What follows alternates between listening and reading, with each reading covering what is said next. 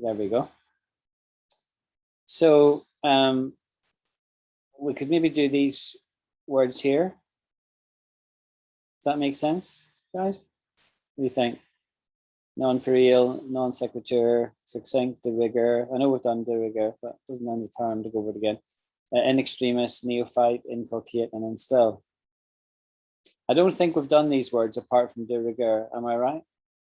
Yes, I just know the last two ones. Yeah. Okay. So let's look up these words and do them. So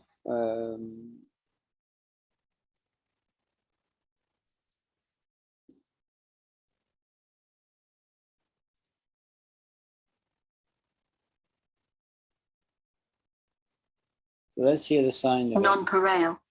Nonpareil. Can you hear that okay? Yes. Yeah, nonpareil. So having no match or equal, unrivaled. He is a nonpareil storyteller. Right? An unrivaled or matchless person or thing. So it can be an adjective or a noun, which is interesting. Britain's nonpareil of the 1980s. See that how it's being used as a noun there? You see that, Mona? No, teacher, I didn't understand. So I'll go over that again. So I think the way it would be used mostly would be as an adjective, right? So an adjective is, always think of an adjective as a describing word, right? So here it's describing a person who's a he as a storyteller.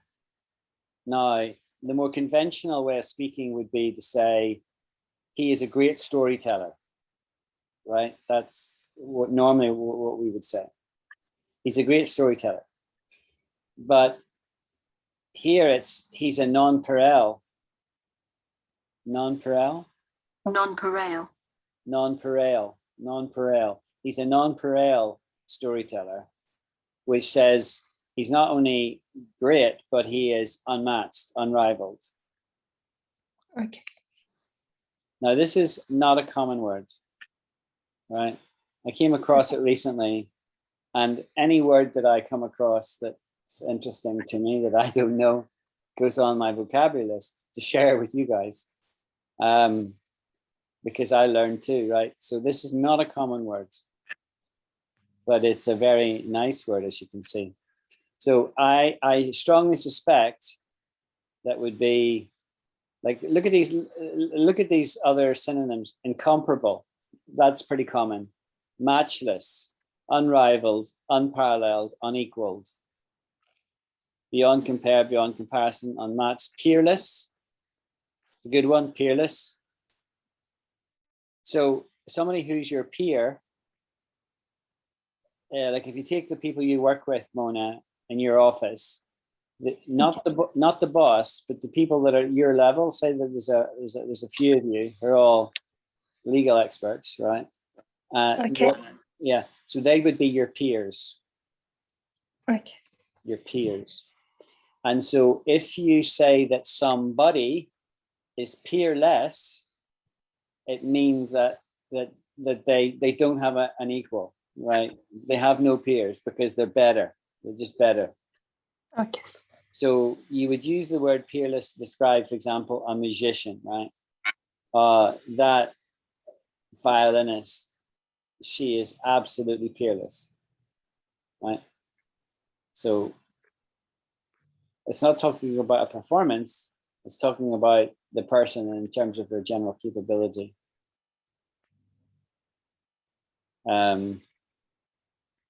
All these are nice words, actually. Inimitable, which means you can't they couldn't be imitated. Unbeatable, unsurpassable, unsurpassed, second to none. Consummate, the consummate something, right? So you would say,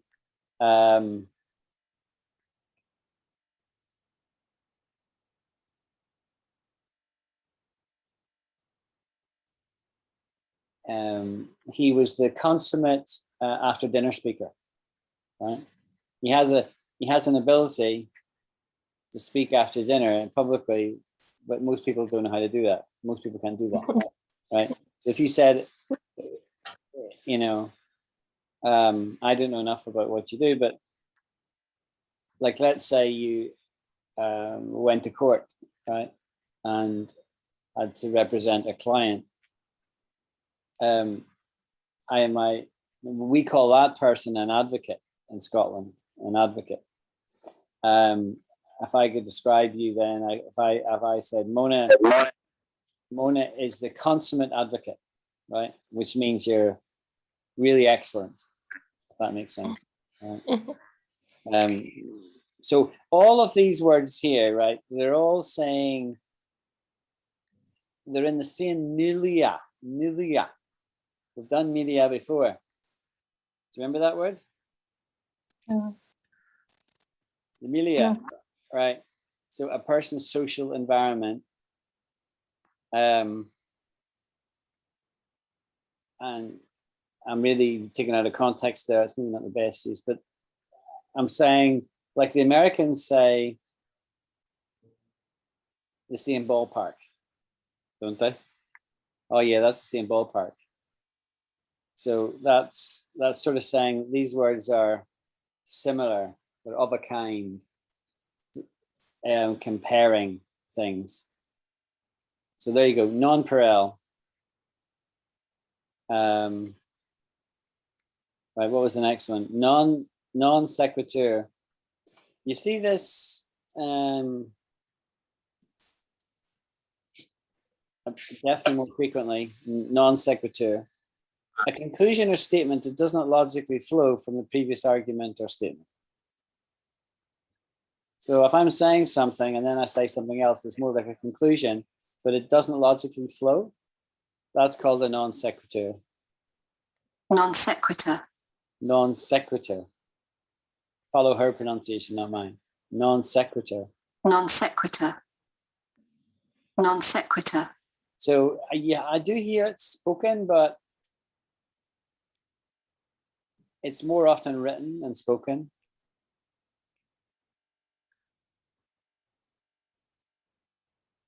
His weird. I'm sorry, I didn't get the meaning. You didn't get the meaning? No. A conclusion or statement does not logically flow from the previous argument or statement. It means that it is illogical. Yeah, it's saying that doesn't flow. So, for example, let me think of one, right?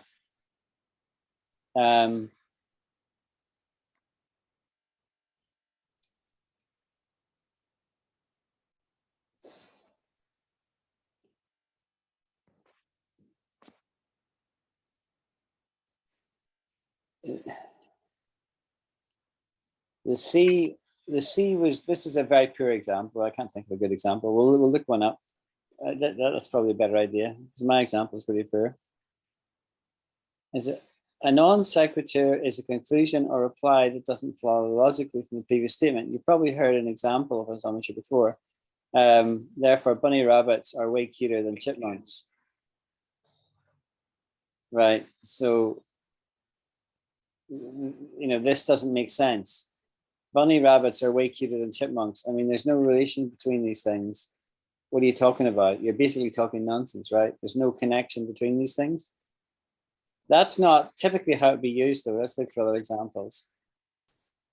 A non sequitur is a statement, remark, or conclusion does not follow naturally or logically from what has been said before. Okay, give me an example. How to use it in a sentence. The politician's excuse for his lies was a non sequitur that had nothing to do with the facts. The confusing book had non sequitur after non sequitur, with each statement disproving something that had been stated earlier.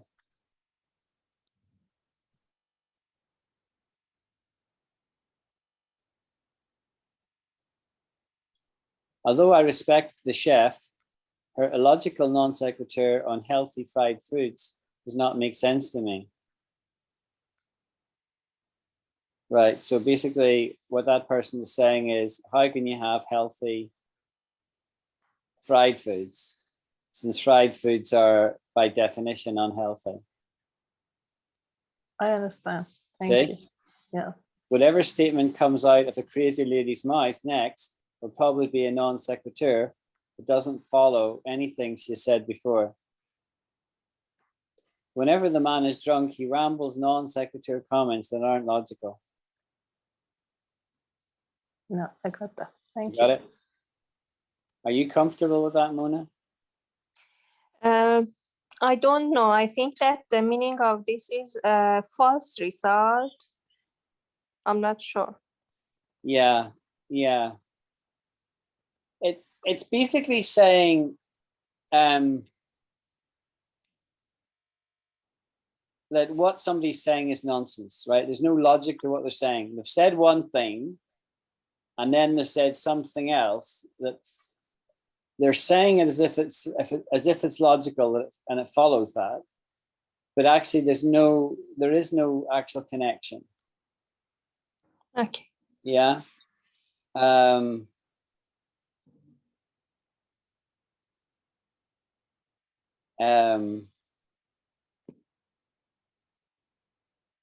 Iran is a republic. That's why it's such a hot country. That's a poor example, but it illustrates the point, right? There is no connection between the weather in Iran and the fact that it's a republic, right? So what I'm saying is nonsense, right?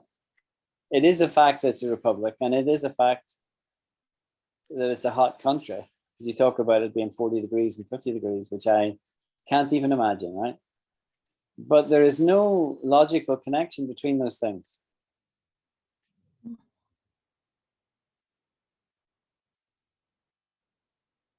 Comprende, as they say in Spain, comprende?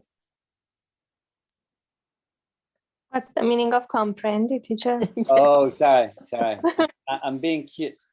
It means understand. Do you understand? I don't know. I'm not sure. All right. Well, I won't label it then. Mona, do you have problem with this non sequitur meaning? Yes. It's like bipayo asas, we say in Oh, Farsi. thank you. Thank you. No, I am. You're Lord. welcome.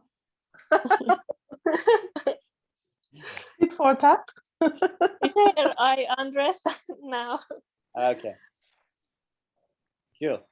Right. So after non-sequitur, it was succinct. Now, I suspect that you guys know what succinct means. Am I right? Do you know what succinct means or not? No? Which word? No, Succinct? I No? don't. You don't? Okay. Well, this is a good word to know. And it's a good attribute to have in people. Especially if something written or spoken, briefly and clearly expressed. Use short, succinct sentences. So what it's saying is that it's the opposite of verbose, right? If you're verbose, you take a long time and use many words to explain something. You must have met people in life that they're always talking and they're not saying very much. They're talking, but they're not saying much.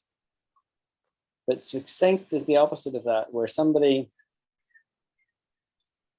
in the written speech or your spoken speech gets to the point quickly. In a few words, they can convey the meaning. That's what being succinct. I'm going to get you both to say this word in a minute once we have mastered the meaning, because it's a hard word to say. I even struggle with it. Succinct.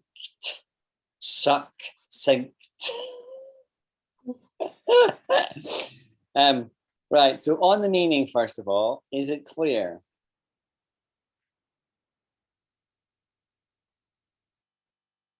Marked by compact, precise expression without wasted words.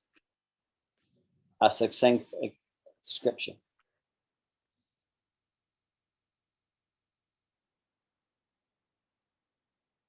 marked by compact, precise expression without wasted words.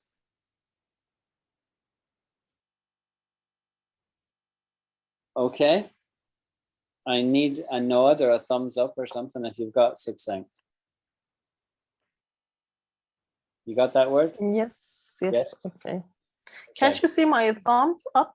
I didn't see it. I knew we missed it. I sent twice. Did you? Yeah. Thank you. I missed it.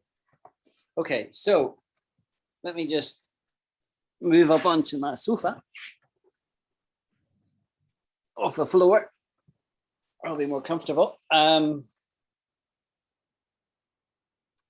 So let's practice speaking the word. Mona, you're not on mute, so you have a go first. Say succinct. Succinct. Very good. That is a brilliant first attempt. Excellent. Elham. Yes. Succinct. Yeah. Yeah, you both got that word very quickly. That's good. I think that's a hard word to say. Succinct. Succinct. It's actually easier if you just say it quickly than trying to. I was trying to do it slowly. It's hard to say it slowly. Succinct. Succinct. That's overemphasizing it. How you'd actually say it in real life is succinct. Succinct. Okay.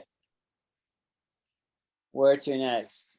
De rigueur. Now, we have done this word. Does anybody remember what it means? No? The first thing I'll point out of this word is No, a very I don't hard word to spell. Well, that's good because we're going over ground, so you'll definitely learn it. I want to point out that it's a hard word to spell because you want to spell it, or I want to spell it, R-I-G-E-U-R. But it's R-I-G-U-E-U-R. Now, what language does this come from? Because it's not native English. It's a loan word. We stole it. Because of D, maybe it's French. Absolutely. It's a French word. De rigueur, required by etiquette or current fashion. And let me just retrieve something from the line. See my swimming stuff was out there. Can you see it? And it's getting wet. So I'll just bring it in. 2 seconds.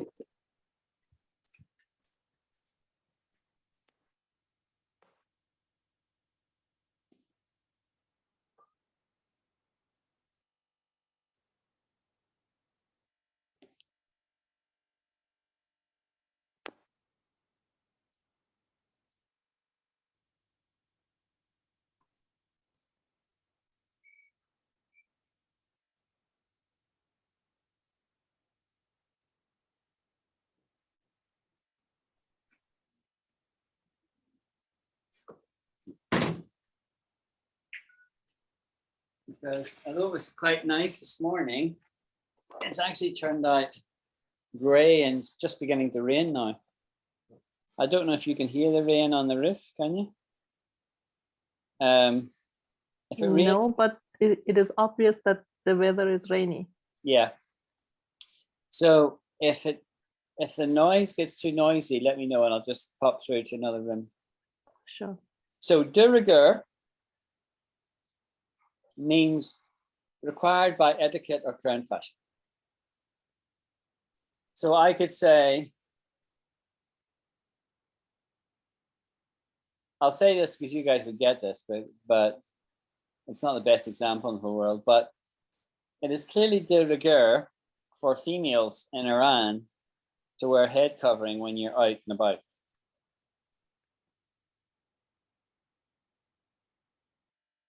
Yeah? Yes? I didn't hear the last sentence. Okay, what I said was, it is clearly de rigueur for females in Iran to wear a head covering, some form of head covering, when you're out and about. Yeah. Should we say it is de rigueur or should we say it is It is a law. Yeah, so let's say I made the statement. You could turn around and say to me, actually, it's more than just de rigueur, Alan, it's the law. Yes. Okay. I mean, the meaning is different, right? The meaning is different. And so what you're saying, just the first thing that popped into my head, right?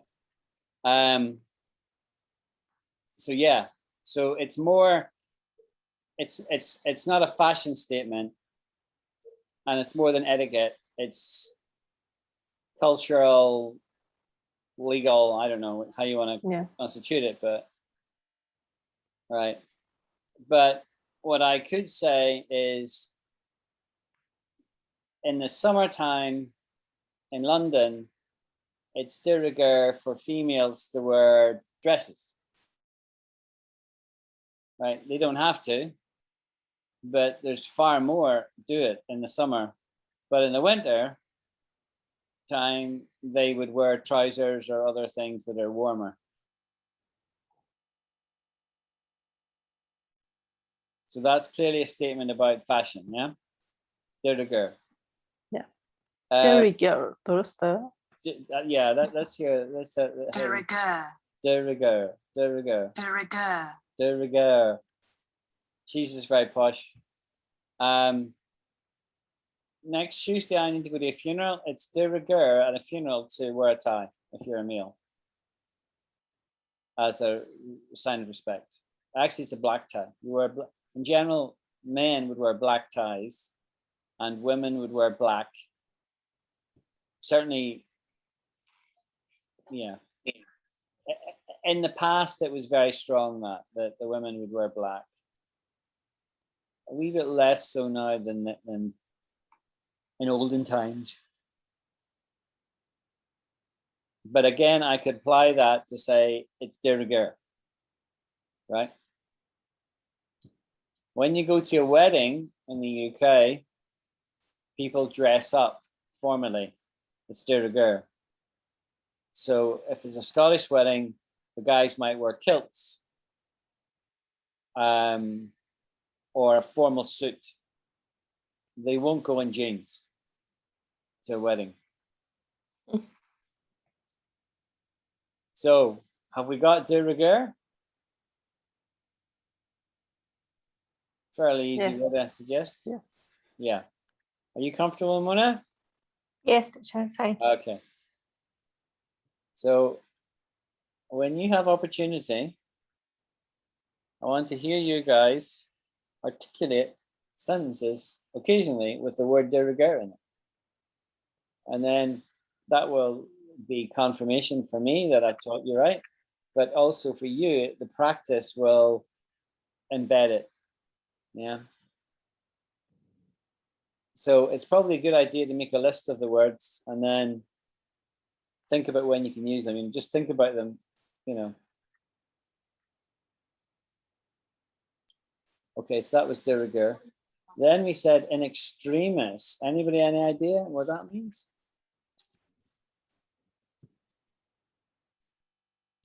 Extreme. Now, what is interesting is that it's always in extremis. We don't say extremis. We say in extremis. And it means in an extremely difficult situation. It means very, very, I don't know. Say that again. Say that again. Oh no, there was a bit of echo there. Teacher, it's not sure, but I think that it's extreme.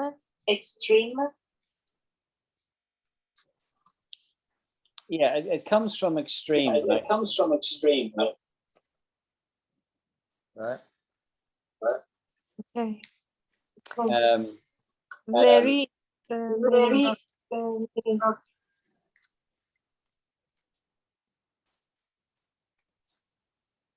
Wen Jing has joined us. Hi, Wen Jing.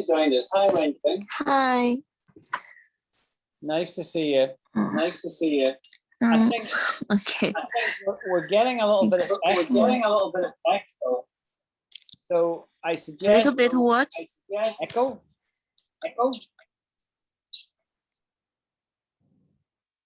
Let me find the chat again.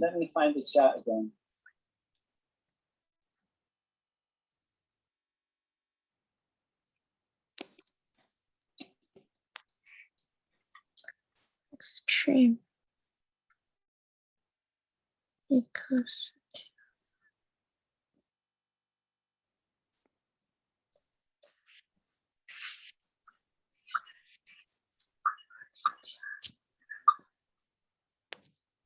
extreme.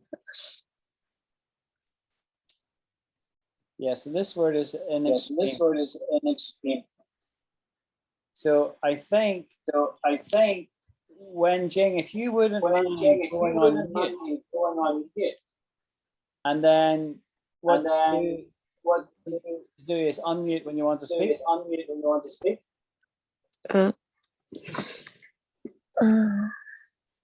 I'm not feel very clear. Wait for a second.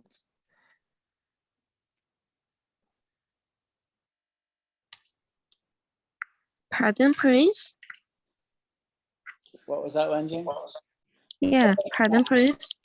No, well, I can mute you actually. Yeah, I've muted you. So I'll let you figure out how to unmute, right? Well, typically what you do is you press the space bar just to temporarily unmute. Just press the space bar and then speak and then, This? yeah, exactly. You've got it. That's it. Okay. That's it. Okay. So if you stay muted, then, because I think the echo is coming from you, to be honest. Right. Okay. So in extremis means in an extremely difficult situation, right? So one or two would talk to the press in extremis, right? It could also mean at the point of death. Cannibalism is rare, but in extremis, it is something which the human species will resort, right? So that's what in extremis means. In extremis. It's not a very common word because it's not a very common situation, right? If you're just, you know, maybe about to die or something like that, or, you know,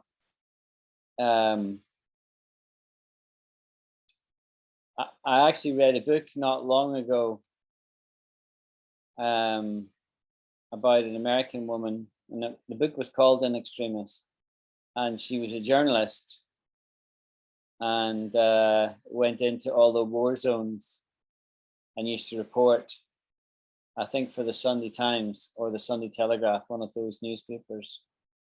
And she was always getting shot at and different things.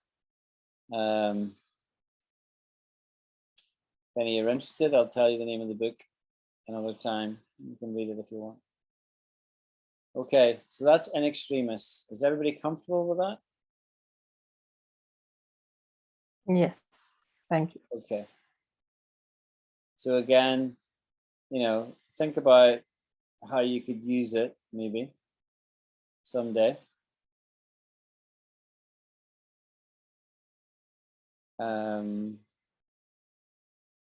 Right. So the next word was neophyte. Neophyte. Now, this is actually a fairly simple word, actually, once you understand the meaning of it. It's a fancy way of saying new person. A person who is new to a subject or activity. 4-day cooking classes are offered to neophytes and experts. So there, neophytes is getting contrasted with experts.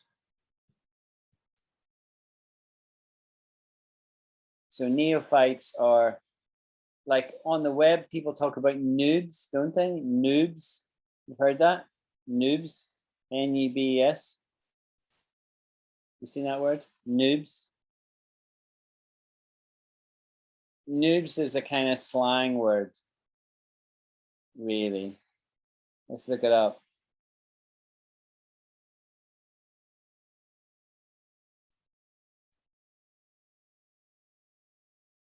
See, it's not even coming up in the dictionary because it's slang.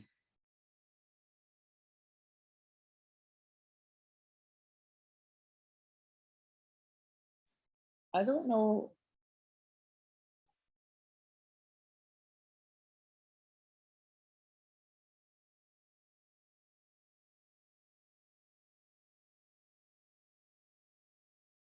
So maybe I was spelling it wrong. The term was picked up by gamers of all genres, but particularly first-person shooters, where heated competition and smack talk is common. A majority of the urban dictionary definitions of noob reference new players, poor choice of strategy in games like Counter-Strike or Call of Duty.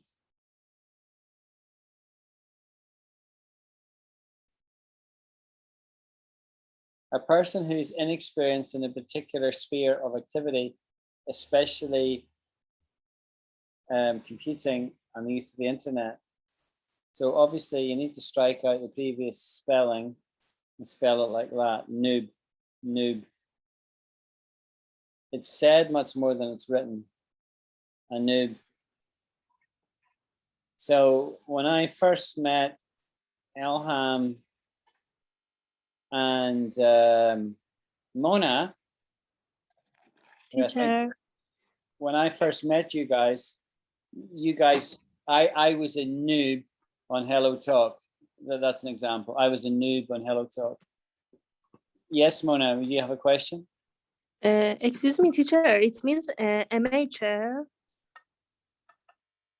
You say immature? Yes. It would be inexperienced more than immature. So not immature, but inexperienced. So you weren't a million miles away with immature, but I could be quite old. I am old.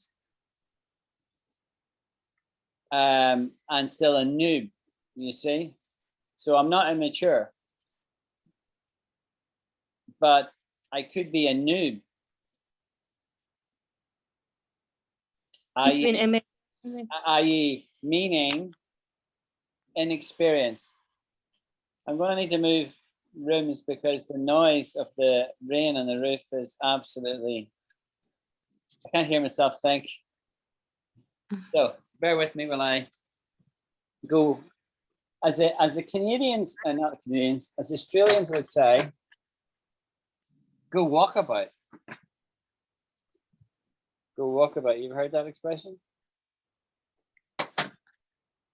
Go walkabout. No. No, what is it? So that's a good word to use to learn. I'll write it in. I'll write it down. It's a Australian thing. You can't see me. There we go. You see me now? Right. Go walkabout.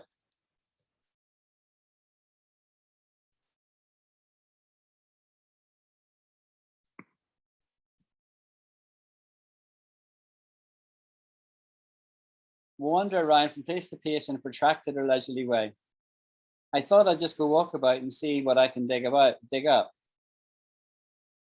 of an Australian Aboriginal journey into the bush in order to live in a traditional manner.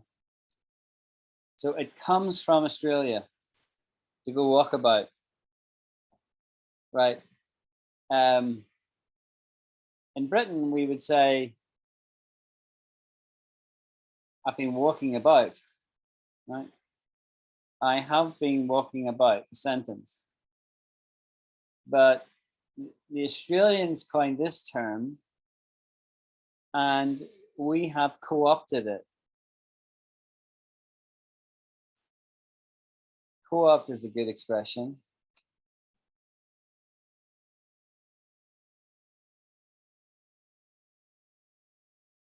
Adopt an idea or policy for one's own use.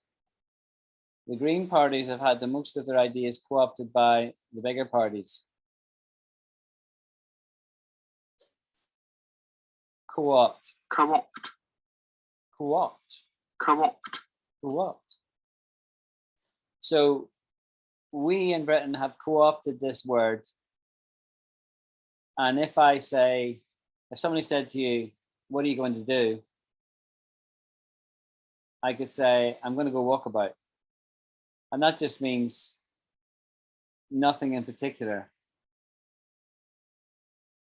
We also say, go and see a man about a dog.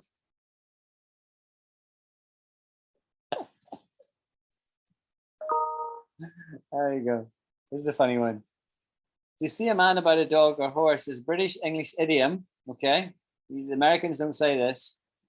Usually used in a way to apologize for one's imminent departure or absence, generally to euphemistically conceal one's true purpose, such as going to the bathroom or going to buy a drink. The phrase may be accompanied by a wink. Alan, where are you going? I'm just going to go see a man about a dog. So I'm not really going to buy a dog. So when I was younger, and properly young, like a child, so going back half a century, if mom or dad was going out and I didn't know where they're going, I could maybe say, where are you going? If they didn't want to tell me, they would say, I'm going to see a man about a dog. And that used to infuriate me as a kid. That infuriated me, Why? Because kids are nosy, right? I was nosy. And I wanted to know. And they weren't going to tell me. So they would just say, I'm going to see a man about a dog.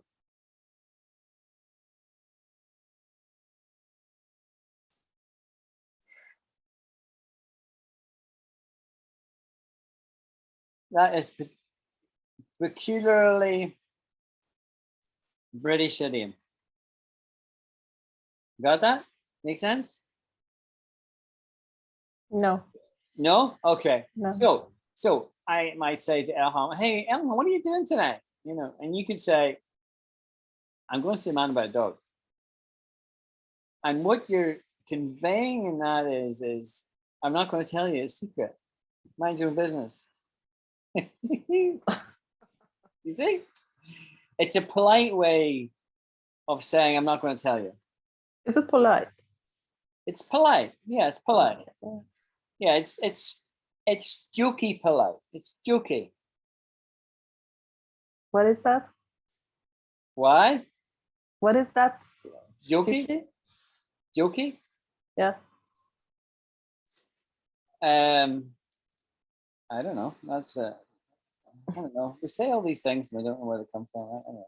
Jokey is not jockey. Jokey, not serious, teasing or humorous.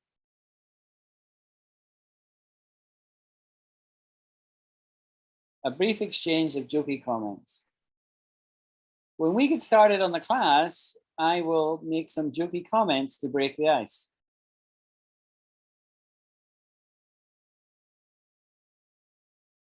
If there's a few of you, if it's just one-on-one, I won't be so jokey.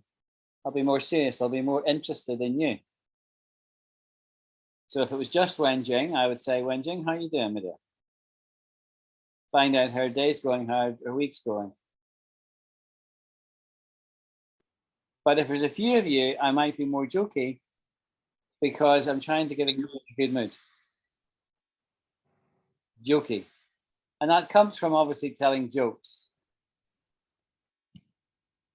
Yeah, jokes are funny or meant to be funny statements.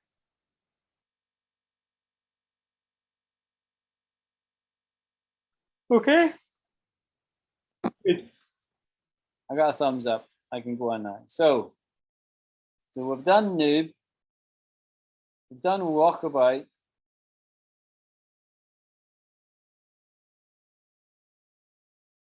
So walkabout is I'm going to go and do something, but it's ill-defined what I'm going to do.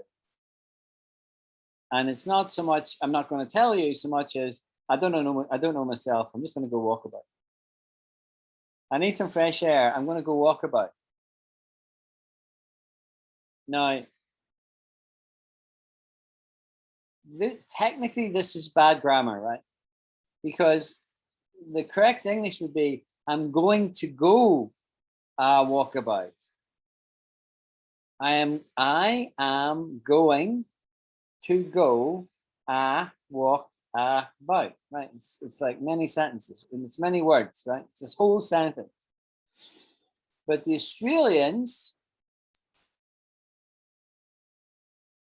they have this habit of shortening things. So they say g'day, g'day, g'day. Yeah, you heard that? G'day. Like this. They say that a lot. G'day or g'day, mate. Good day. Good day. See how it's Australian and New Zealand? It means good day. It's their way of saying hello, but they don't say good day.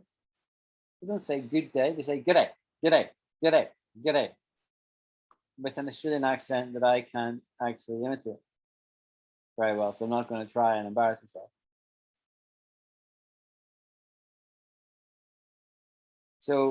So when you say go walkabout, you're literally saying, I am going to go a walk about the place. But rather than say a whole sentence, they just squeeze it all down, this 2 words, and that's what they mean. I am going to go a walkabout. They don't say that, they say go walkabout. But now in Britain, we sort of copy that a little bit.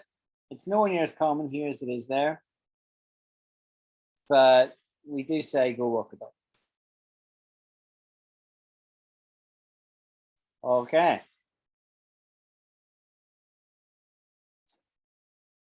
Right, so we've done neophyte,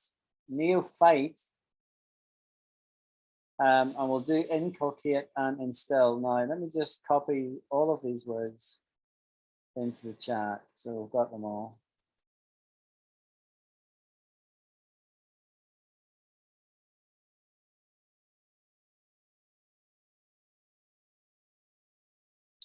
Okay. Right, inculcate. So I, Alan, I'm trying to inculcate in you second person plural, you all. I'm trying to inculcate a knowledge of English as it's spoken. That's what I'm trying to do.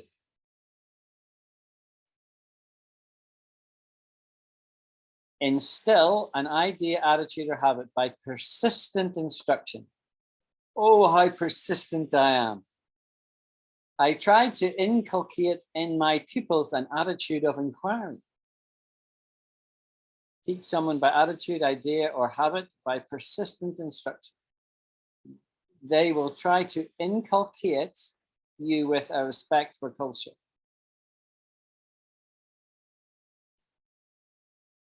Inculcate. Okay. Is the meaning hitting home?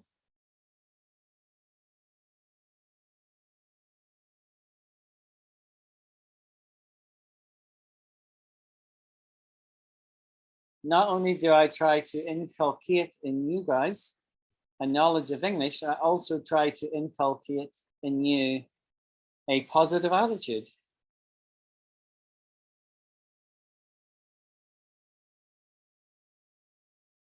I am quite upbeat.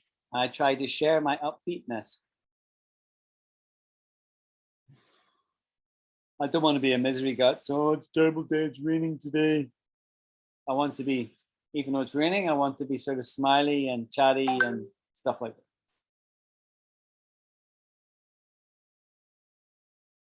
Okay, are we getting it? Have we got inculcate? I got 1 thumbs up. Okay. So it's resonating with at least 1. I've got 2 when Jing's given me a thumbs up. So that's good. So I'll use that as a green light to go on. And the last one was instill. Now, instill is in the same ballpark as inculcate. Let's read the definition. Gradually but firmly establish an idea or attitude in a person's mind. The standards her parents had instilled into her. Put a substance into something in the form of liquid drops. She was told how to instill eye drops. Ooh, I've never seen it used like that. Every day's a school day. I never, ever saw that before. Never saw that. But the first definition here, that is how we use it 99% of the time. Gradually but firmly establish in a person's mind something. Be an attitude, whatever. Because we all learn from others, right? Right, have we got instill? Yeah. I want to go back to inculcate because I also just realized that inculcate is a difficult word to pronounce, not easy. So let's spend a moment to practice how to say it. So, Elham, you can go first this time. Say inculcate.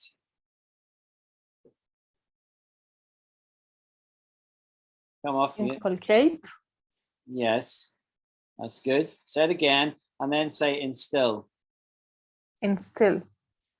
Instill. And say inculcate again. Inculcate. Yeah, very good. Top marks. Right, Thank Wen you. Jing, you're next on my screen. Do you want to have a go? Say inculcate. Inculcate. Nearly. What I heard was inculcate. Inculcate. So have another go.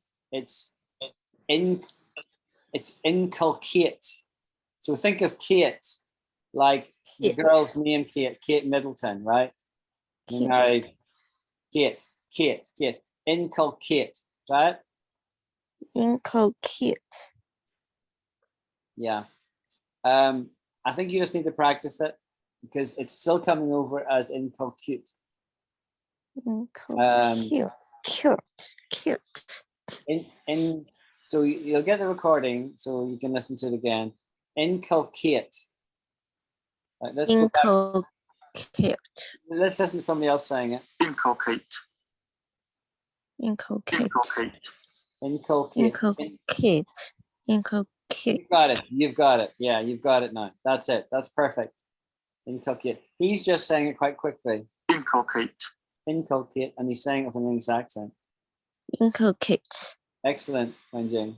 Right, Mona, you want to have a go at this one?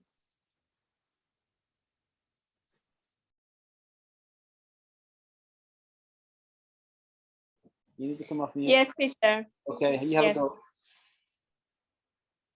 Inculcate. Inculcate. Inculcate. Yes. Yeah.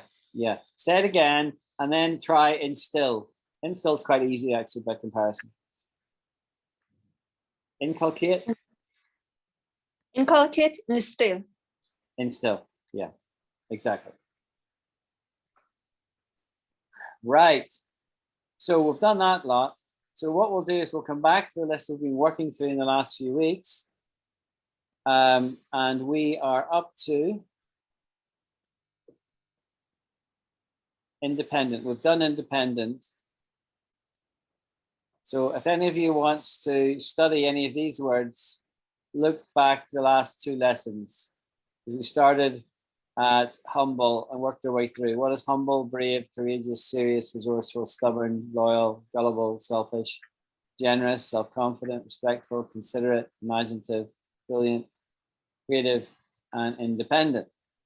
So if you look at those last two lessons, we went over all of those words and many bonus ones besides, right? So they've all been done. So what my plan is today is we'll pick up where we left off, and we've done independent. We'll start at carefree, and we'll work our way down, see how far we get.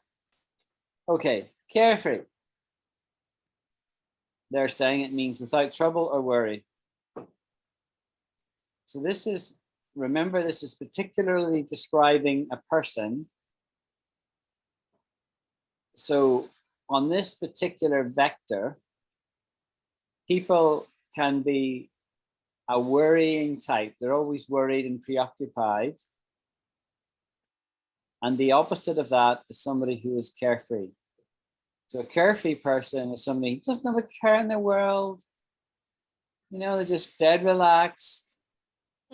And people who are not like that, but are worried sick and can't sleep at night, and they're worried about their exams, and they're, you know, all this and that. They quite often look at somebody who is carefree and say, I wish I could be like that, but I can't. It's just the way I'm wired. Yeah. So carefree, it's kind of a nice word. It does not mean careless. Important point, right? Let's look up these words. Carefree. I'll write it here as well, so it's in the chat. Right, define carefree.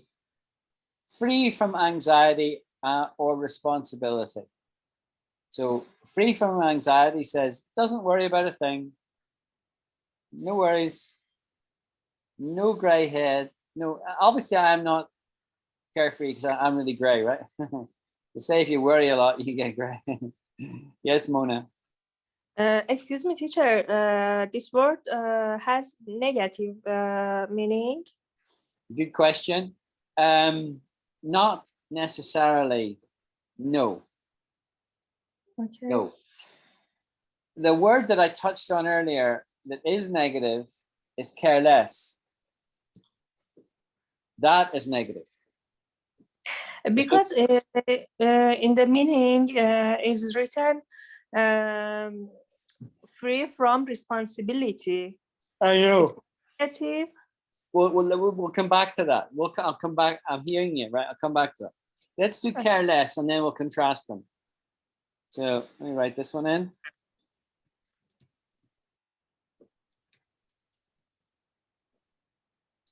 Careless. Not giving sufficient attention or thought to avoiding harm or errors. She's been careless and had left the window unlocked. She had been careless and left the window unlocked. We also have a crime in the UK called careless driving. So if you were in the UK and you drove through red lights and drove on the wrong side of the road, you would get done by the police. Right, so you would get done like that, which means get caught by the police. There you go. It's an informal way of getting caught by the police. You would get done. Okay. Okay. So so careless, you can see, is very, very negative. Get done. I'll put that in there so we'll capture that. Okay. So careless is always negative. Okay. Always. You would sometimes use the opposite. You would use it as an opposite. I would say, you know, I don't want to be careless about something. So I'm saying I don't want to be careless. Yeah. And that would be a good thing. So let's come back from careless to carefree, which generally is positive. Free from anxiety, always good. Responsibility is not necessarily negative. You could say that, for example, that child is carefree. Now, that's because they're not worried about anything, no anxiety. but also they have no responsibilities. Okay. Yeah, they are dependent. The parents look after them, you know, or babysitters look after them, family looks after them. They themselves have no. So that's not a criticism, that's just an observation. Okay. Thank you. Okay. So we've done carefree. We have done it to death. So done it to death. So we've done get done. And I'm now going to teach another one. Done it to death, right? Done it to death is a very common expression, which you will never get taught in any English class apart from Alan's English class, right? But it's very common. It means to repeat something so often that it becomes boring and unappealing. Often used in passive constructions, chocolates and bouquets of roses have been done to death. So I thought I'd get you something more interesting on Valentine's Day. Right, that is a perfect example there. Yeah. So the guy who gives his sweetheart something on Valentine's Day to mark the day, February the 14th,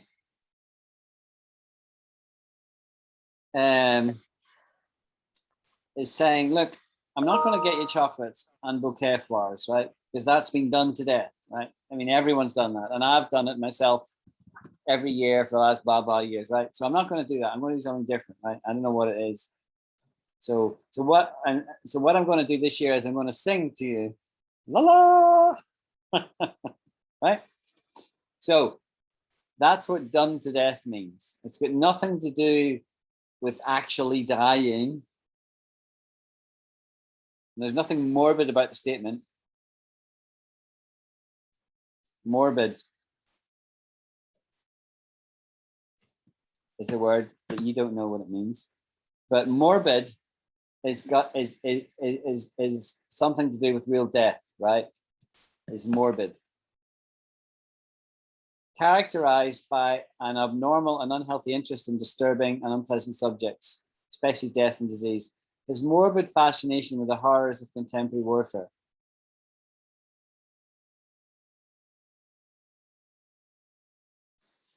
Okay, so what I said was, there's nothing morbid about the statement done to death. It's just an idiom that means it's been repeated so often I'm bored with it. Okay. You want to put your hand down, Mona? Unless you've got another question.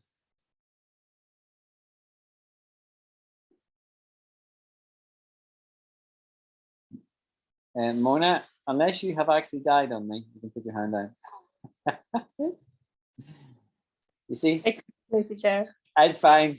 So I was being facetious there. You see, I was being facetious. Now we've done that word before, but you'll have all forgotten what it means. So we'll just do it again. Alan was being facetious. Facetious. Anybody know what it means? Of course not. It means treating serious issues with deliberately inappropriate humor. Flippant. A facetious remark. Yeah. So I was being humorous or trying to be humorous, right? But it's very informal. We also would say flippant. Flippant would be quite negative. He's been quite flippant. That's quite a negative thing. But if I say I'm just being facetious, that's not negative. That's just, look, I'm just having a bit of fun. I'm poking a bit of fun because I can. Yeah. Facetious. Good word. Good word to know. Flippant. Another good word to know. Okay. Where are we? It On our means cheeky, teacher. what? Cheeky. Cheeky? Yeah, cheeky. Cheeky, that's a good one. Yeah. Cheeky. So I think we started at carefree. And that's all we've done. We've done one word today, guys. On the list. Well, we've obviously done many more words than that, but because we go down the rabbit hole, right? I go down the rabbit hole of all sorts of different words as we explain one thing and another. But we've definitely done this word to death, and we all understand that. And now we couldn't care less if we move on. Another important expression to know. This is a really important expression to know. Okay, couldn't care less. Now, this is not the same as being careless that I taught you 5 minutes ago. This is quite negative, right? Couldn't care less means Couldn't care less. characterized by complete indifference. I started to get irritated by his couldn't care less attitude. So this is British and it's informal. So Shweta, are you coming to the class tonight? No, I couldn't care less. Right? I don't, she wouldn't say that, but I'm just making fun, right? If she said that, I couldn't care less, means it would mean she doesn't care about it anymore. She's gone off it. She's bored with it. I don't care. I don't care. Couldn't care less. I would say this one is a really important expression to know. You'll hear it a lot if you're in Blighty. Blighty. What is Blighty?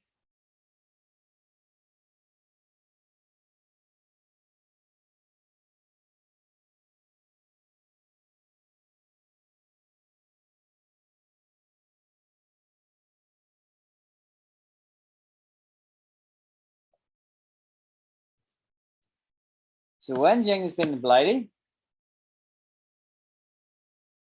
Blighty. Oh.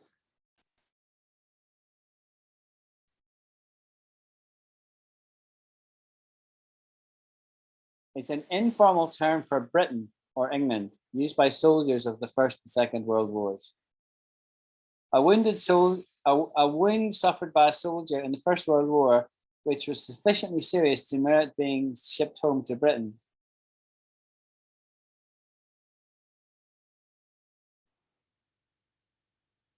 He had copped a Blighty and was on his way home. I never knew that before right now.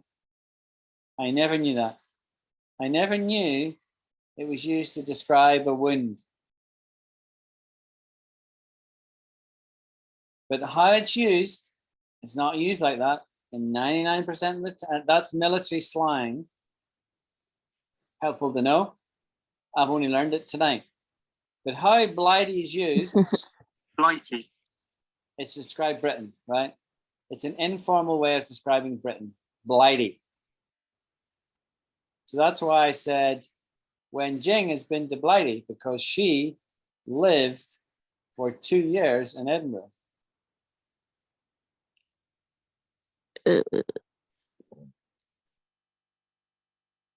But You're going to say Scotland is not England. Is that what you're going to say? military slang.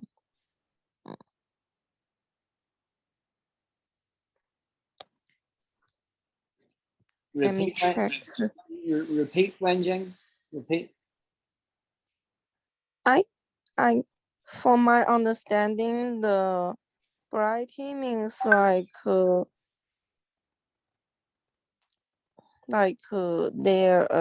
war between two countries and No. It was used in the First and Second World War, right? In that time period, and it was used by soldiers Yeah. to describe home, because they were in France or Germany, or they could have been in the Far East fighting Japan, right? In the Pacific. And they just used it as an endearing term to describe home. So rather than saying, I miss Britain, they said, I miss Blighty. Mm. I thought the meaning is like a capture, but it's wrong. No. Okay.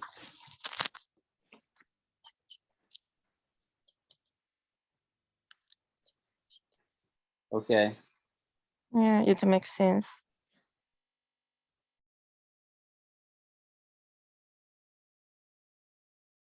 Bear with me 1 second while I just handle an important message.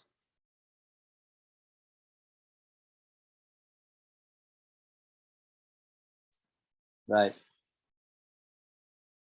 Okay. So we've done Blighty.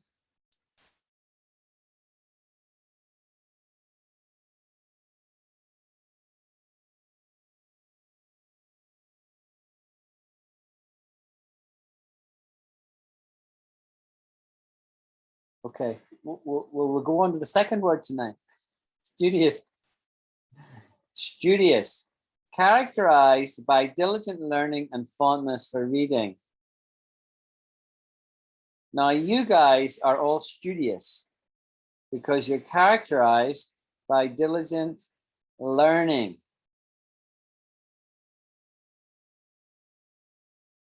And some of you have a fondness for reading. I don't know. I know Elham reads a lot, but I don't know about the other two girls, right? But if you haven't got a fondness for reading, I suggest you develop that habit, because there is nothing that will bring on your English better, faster than reading.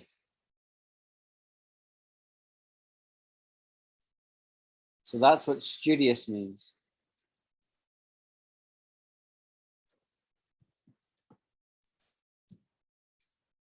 And obviously it comes from the idea of study, right? Study. You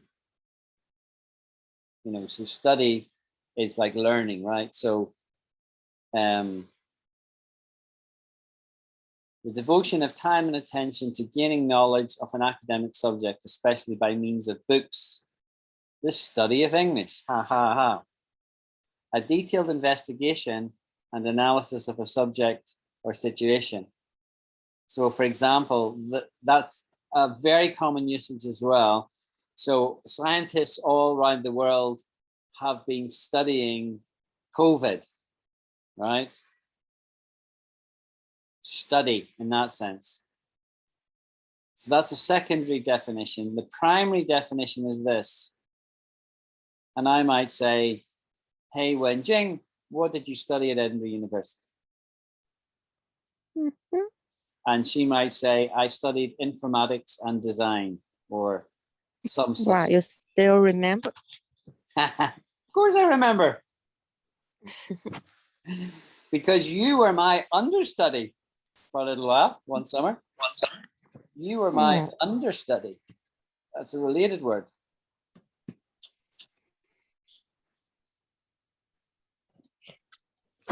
Understudy. In the theatre, a person who learns another's role in order to be able to act at short notice in their absence.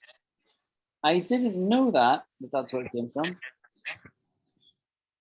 He has played as understudy to Celtic's usual goalkeeper. Study a role or actor as an understudy.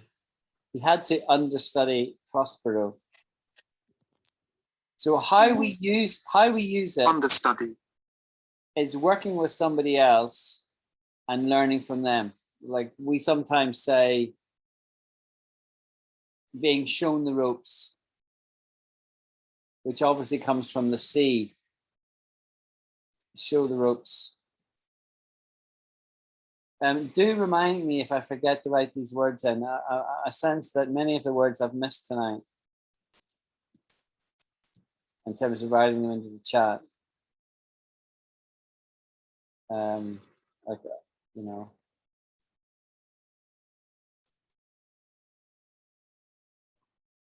Did we do careless? Yeah, we did careless. Show the ropes. If you show someone the ropes, you show them how to do a particular job or task. It obviously comes from sailing. You know, when you learn to sail a boat, you need to know what ropes to pull and what they do. You're never going to figure it out just looking at it, but you need to be shown how to do it, and you need to learn. So you get shown the ropes. So we take that expression from the naval world, yachting world, apply it to everyday life, and say, I started this new job. Gordon is showing me the ropes. Got that? Show the ropes. And then we did understudy. Understudy is where you're learning from somebody else, particularly. And most people need an understudy, like when you're beginning something, you know, because we learn from others. Then we did study, to study a subject or to talk about a study. And that's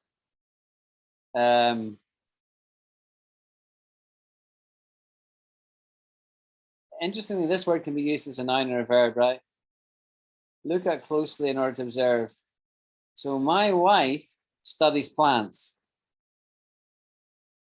And this is what she would do, right? You know, she observes and takes photographs of them and reads them up. So she studies that. Yeah.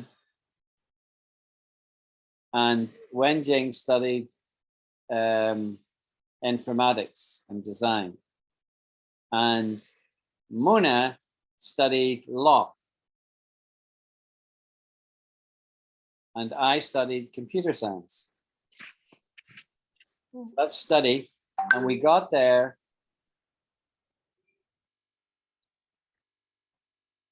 Sorry, I'm getting a message from work here.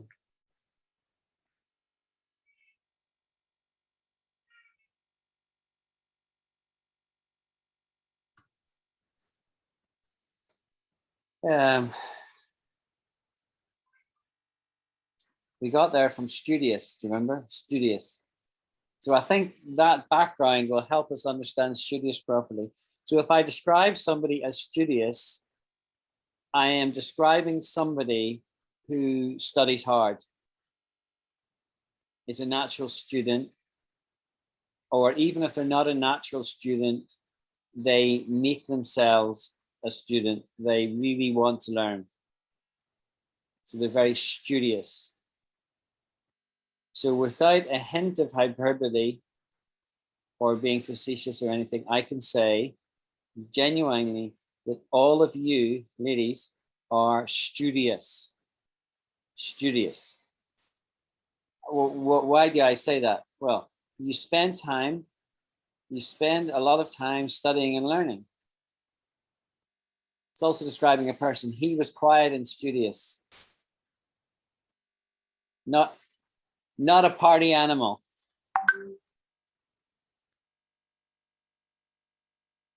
Done deliberately or with a purpose in mind. A studious absence from public view.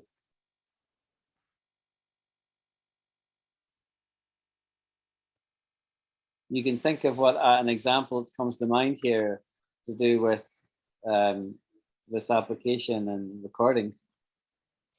What's in my mind there, but I'm not going to say it. Okay, so we've done studious.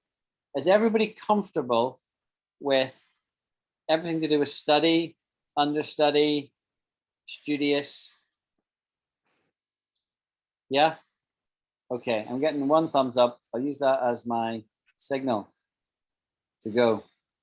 If you're not getting something and you feel I'm rushing,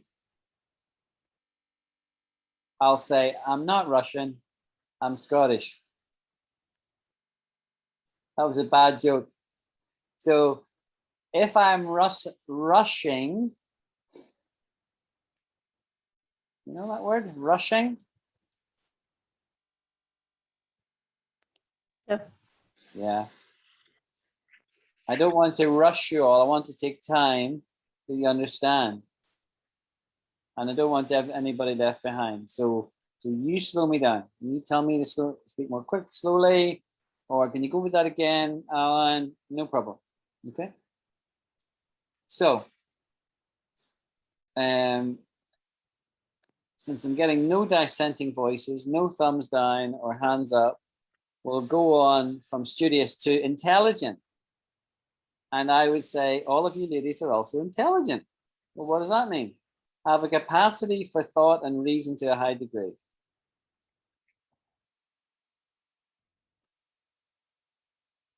Right? You all read, you think, you make judgments, you're intelligent. Yes, Mona, you had a question. Excuse me, teacher, what's the difference between intelligent and smart? That is an excellent question. And the answer is no difference. No difference. Thank you. No difference. Thank you. So it's just the term smart is a little more informal than intelligent. Okay. Interestingly, British, I couldn't have told you it was British, of a person. Now this is a different definition.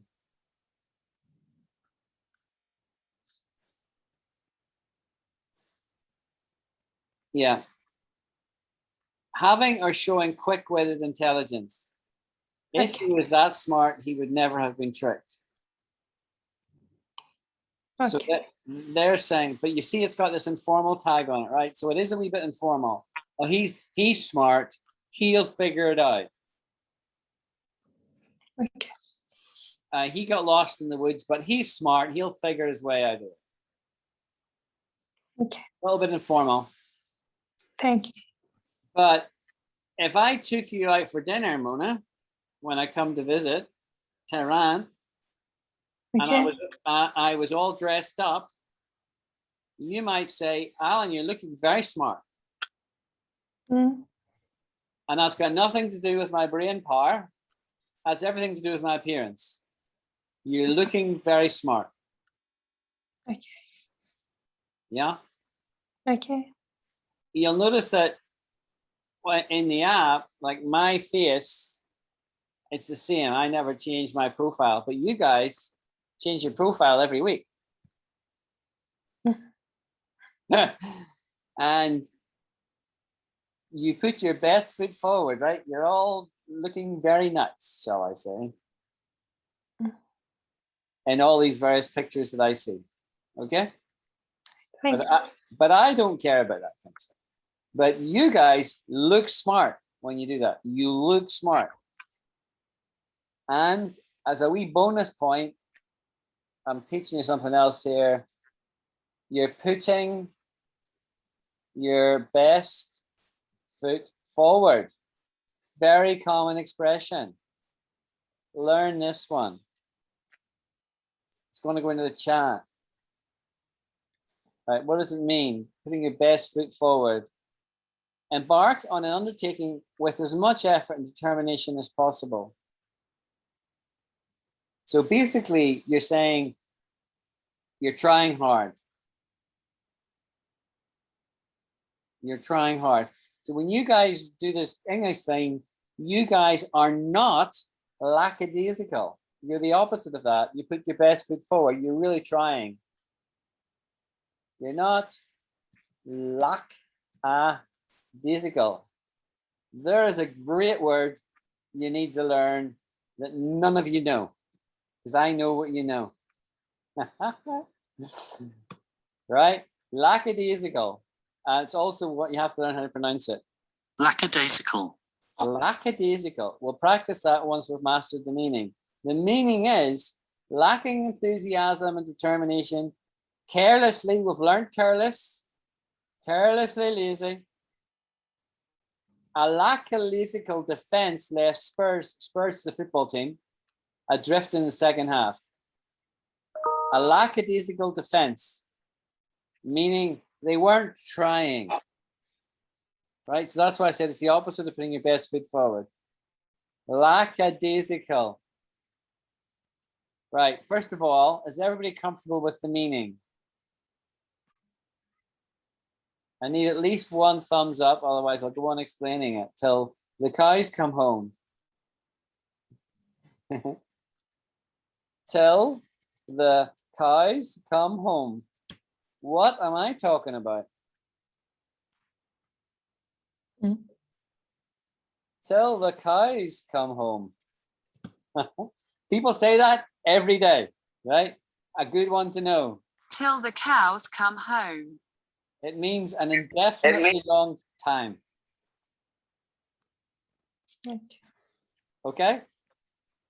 It's nothing to do with the cows coming home. We're not farmers here. I'm not a farmer.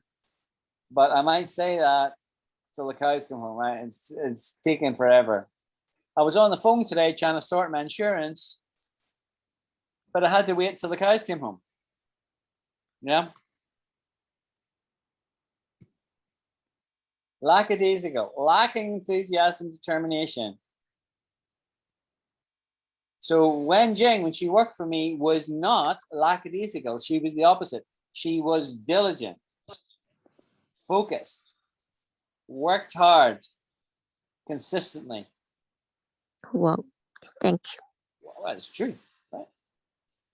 Now, let's learn how to say this word. This is not an easy word to say. Lackadaisical. Lackadaisical. 5 syllables. Lackadaisical. So you don't want to be lackadaisical, but you want to know how to say it. So who's first? Who's brave? Say it slowly. Lackadaisical. Lackadaisical. Lackadaisical. Pretty good. First attempt. You want to pronounce this A here. So it's lacka, right? Not just lackadaisical, but lackadaisical. Lackadaisical. Lackadaisical. Yes. So think of daisy. You know what a daisy is? Wee flowers. You know what a daisy is? Daisy. You know. D-I-Z-Z-Y. No. This is a daisy. Oh, Right? daisy.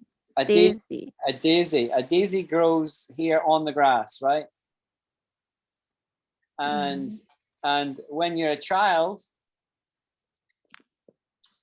and you're wondering about, there's a wee game that children play, and they pluck off these petals, these wee white petals, one by one, right? Yeah. And the saying is, he loves me not. He loves me not. And the idea is when you get to the end of it, oh, he loves me, or he doesn't love me. So it's a game that children play, okay, with daisies. There you go. You learn a lot. You learn a lot in this class, right? Now, that's what daisy is.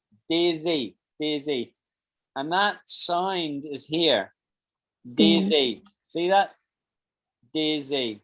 So it's lackadaisical. Lackadaisical. One more time. Lackadaisical. Perfect. Absolutely perfect. Right. Mona. Lackadaisical. Show off. That was very good. Very fast. Yeah. Very good. Very good. Elham? Lackadaisical. Yeah. Good. We've all got that word. Right. Lackadaisical. Where did we get to that from? Put best foot forward. Smart.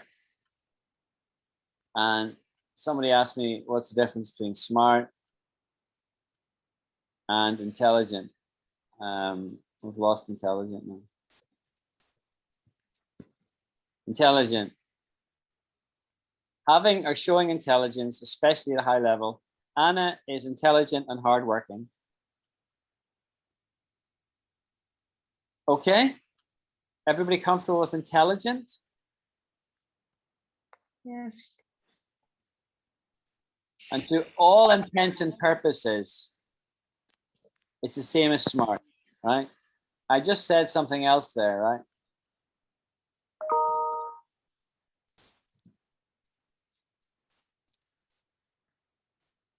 I spelled it incorrectly. It's for all intents and purposes, right? It's going into the chat, so we'll capture it.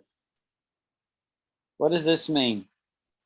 For all intents and purposes is a phrase meaning essentially or in effect. So it means essentially or in effect. Now, what I said was intelligent for all intents and purposes means the same as smart. Because somebody asked me, I think it was Mona, asked me, is that the same as smart? And when we looked up the meaning of smart, there's a little nuance of a difference, but it's not worth worrying about. So for all intents and purposes, intelligent means smart or smart means intelligent. It's essentially the same. Okay. Okay? So this is a good expression, very common, really common to all intents and purposes. Right? To all intents and purposes. People just rhyme that off like very common. Okay. My goodness, I've done 2 words tonight. Honest. Marked by truth. Okay, this is an easy word.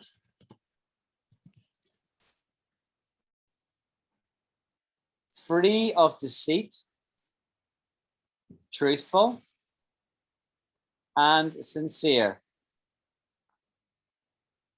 That's a very comprehensive and nice definition. Early on, early doors. Early doors is something I need to teach you. Come back to that. I taught you what sincere meant. The etymology of sincere is interesting. It's a Latin phrase. What does it mean? What did I teach you? Early doors, what sincere was. You remember? Yes, like genuine. Yes. But yes, it does mean genuine. But what I'm asking for particularly right now is what the etymology is. Oh, I Remember? don't remember. Sin, what does sin mean in Latin? I don't remember.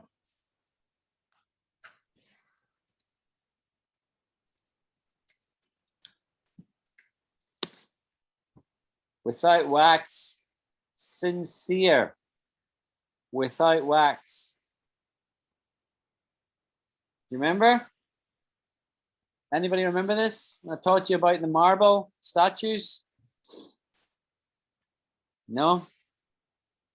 No. Okay. Well, we'll go over this ground again. So, back in the time of Michelangelo and all these boys, when they were making their wonderful artwork, which was figures, you know, out of marble. So if you go to Rome, right? If you go to Rome, you will be impressed. If you go to any museum or any, if you went to the Vatican, you'd notice this. You would notice these statues that are made of marble. And marble is white. Yeah, it's generally white. Now, these things are made with a chisel and a hammer and a very careful eye. And it might take you 6 months or a year for an artist to make a statue. Let's say it takes a year, and he could be 11 months in, and suddenly a wee slip of the hammer and bang, there's a crack. There's a crack in the marble because marble is very brittle. So this crack runs up it. Now, what are you going to do? Chuck it and start over?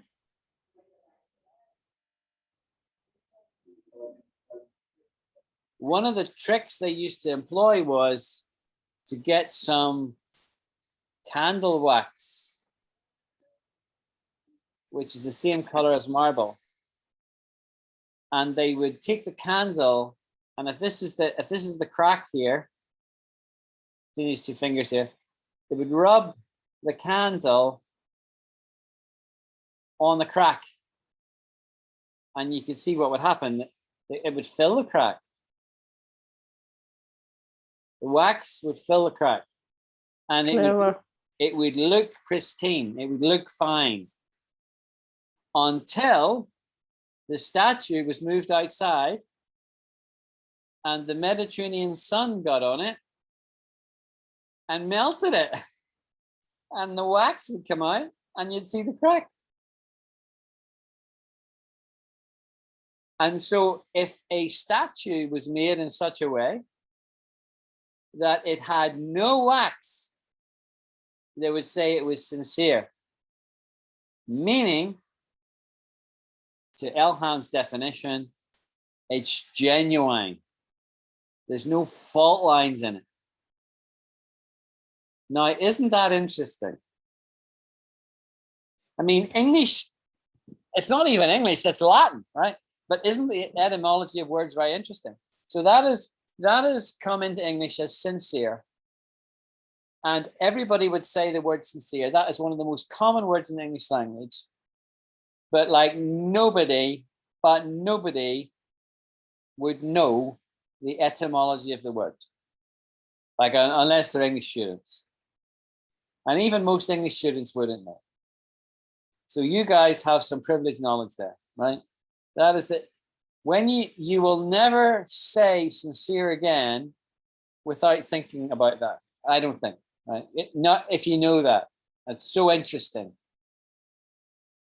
And that background and color helps you understand the word completely. Yes?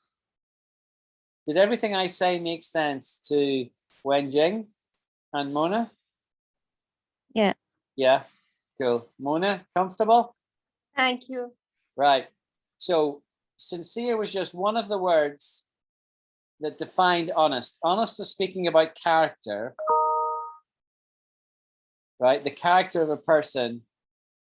Or here it's, I have been totally honest with you. I've told you the truth, right? I have not been deceitful in any way. Deceitful is to say not the truth, to try and deceive. That's what deceitful is, right? So it's the opposite of that. It's instead truthful and sincere. That's what honest means. Now, a wee bonus point. I'll teach you another word here. In British society, they also talk about honourable a lot. Honourable.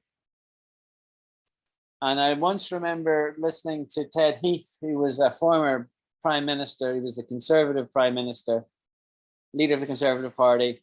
He was the prime minister before Margaret Thatcher, who you maybe know, quite famous. And I remember him saying once, oh, he would never do anything dishonorable. So it's important to understand what honorable means. Bringing or deserving honor.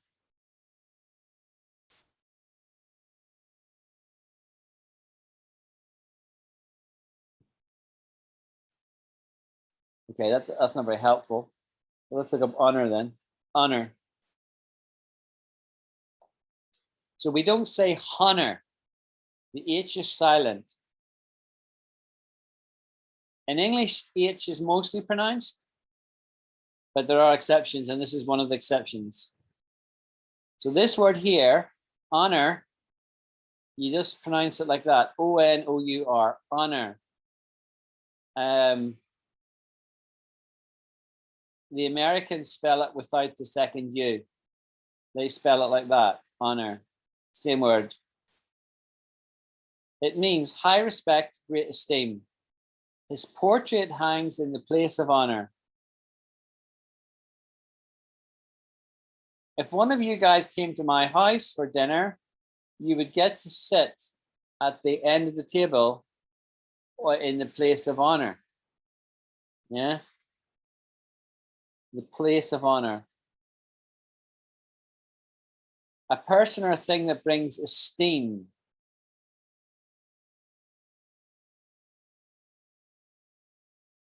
Look at this definition. The quality of knowing and doing what is morally right. Now that's what Ted Heath was talking about. I must, as a matter of honor, avoid any taint of dishonesty. Now you see how honesty and honor are linked, and that's the reason I segued. We've done segue in the past. We transition from one word to the other because these words are in the same ballpark.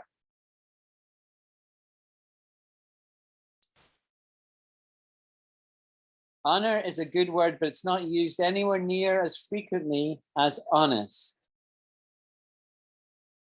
So what does it mean? High respect, great esteem.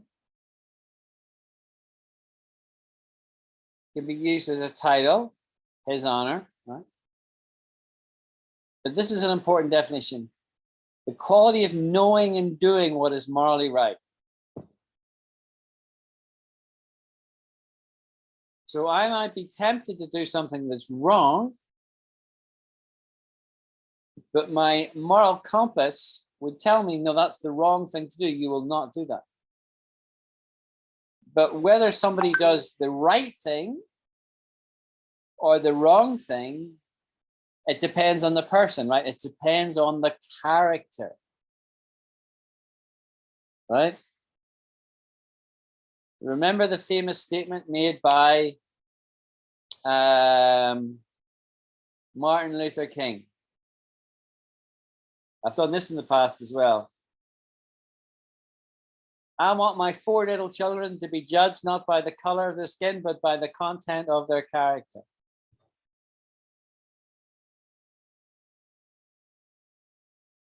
Right?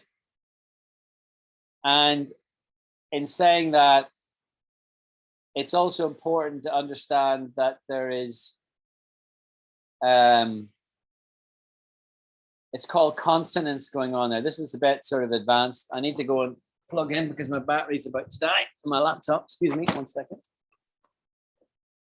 I moved away from my power supply when I moved away from my, where I was sitting.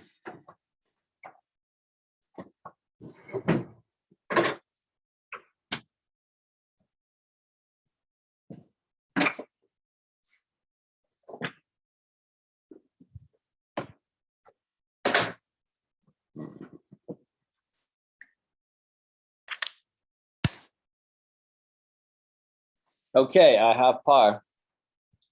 I won't disappear. Yeah, so I was just explaining about consonants. This is probably too deep, right? So this is, it'll go on the record. You don't need to fully understand this right now, but we'll explain it. Consonants. Consonants. There we go. So you know the way in English you've got vowels and consonants, yeah? Everybody understand that? You got vowels, 5 vowels, A, E, I, O, U, and every other letter is a consonant. The idea of consonants is where a statement, typically in a poem or in a speech, in the case of Martin Luther King, that statement he made was not accidental, right? It was very clever. I want my 4 little children to be judged not by and this is the effect, the color of their skin. Now, skin begins with an S, but the really predominant character is the K, SK. So you hear the K, color, K, color, skin. Not by the color of their skin, but by the content of their character. So it's very memorable, and it really drills into the audience the point. So when you listen to that speech, you can't help but be impressed by that. So that's very advanced English, where you're learning to articulate yourself in a public way and in a memorable way. Consonants, right? Consonants. Can't remember how we got there. Right. So, yeah, because I was using that as an example of how to do what was morally right. That was how I got there. So, does everybody understand this word honourable? Yeah. And by the way, I do have it as a plan. In the future, I want us to do poetry. We're doing mostly words and expressions at the moment. But in the not too distant future, I want us to do some poetry. So we'll actually take a poem, not a long one, but a short one, and we'll study it together. And we'll look at, you know, how the language comes together for effect. I think that would be a very useful thing to do, right? So we'll get there. Honourable. Okay, so I got there from honesty. So we did 4 words. We did carefree, studious, intelligent, honest.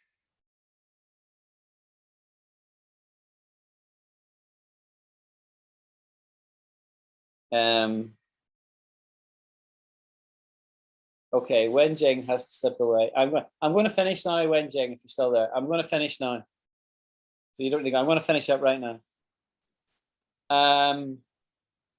So that's it. We've done those 4. Like, we've been going for 2 hours, guys. So it's really, I need to call it quits because my dinner's nearly ready and I don't want the recordings to get too long. Okay. So I'll bid you all good evening, since you're all east of me. And in Wenjing's class, it's 1 o'clock in the morning. I thank you and appreciate you joining and staying to the bitter end, Wenjing. It was nice. You're welcome. Yeah, nice to have you. And Thank you. see you all next week or in the chat. Okay. Okay. Okay, thank you. All right. Bye, everybody. Bye. Okay, bye. Bye-bye.